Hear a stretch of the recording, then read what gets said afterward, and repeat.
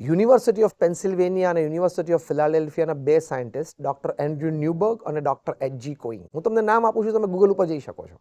એ લોકોએ પ્રયોગ કર્યો, આખા અમેરિકામાંથી 4000 વ્યક્તિઓને ભેગા કર્યા, હજારના 4 ગ્રુપ કર્યા. એ લોકોને કહ્યું કે તમે ભગવાનનું નામ સ્મરણ કરો, પણ તે પહેલા સ્પેશિયલ સાયકોન્યુરો સોફ્ટવેર્સથી એ લોકોના માઇન્ડ મેપિંગ થાય, એમઆરઆઈસ થાય, એટલે કે કેવી ભાવનાઓ અને વિચારો દરમિયાન કેવા હાર્મોન્સ બોડીમાં સિક્રિટ થાય છે એ ચેક કરે, રેગ્યુલેટ કરે, મેજર કરે. પછી ભગવાનનું નામ સ્મરણ કરવા માટે એ લોકો બધાને બેસાડ્યા ભારતીય રીત પ્રમાણે પલાઠી વાળીને જમીન ઉપર 12 મિનિટ સુધી કરાવ્યું. 3-4 વખત પ્રયોગ કરાવ્યો. પછી બધાને કહ્યું હવે તમે ઘરે જાઓ, અનધર અબાઉટ 8 to 10 વીક્સ તમે રોજ કરજો. પછી પાછા બોલાવ્યા, બધાને પાછું 2-3 વાર પ્રયોગ કરાવ્યો. પછી સાયકોન્યુરો સોફ્ટવેર વર્ઝન 2.0 થી પાછા એ લોકોના માઇન્ડ મેપિંગ અને એમઆરઆઈસ થયા. તમે એનો કન્ક્લુઝન રિપોર્ટ આ યુનિવર્સિટીની વેબસાઇટ ઉપર વાંચી શકો છો.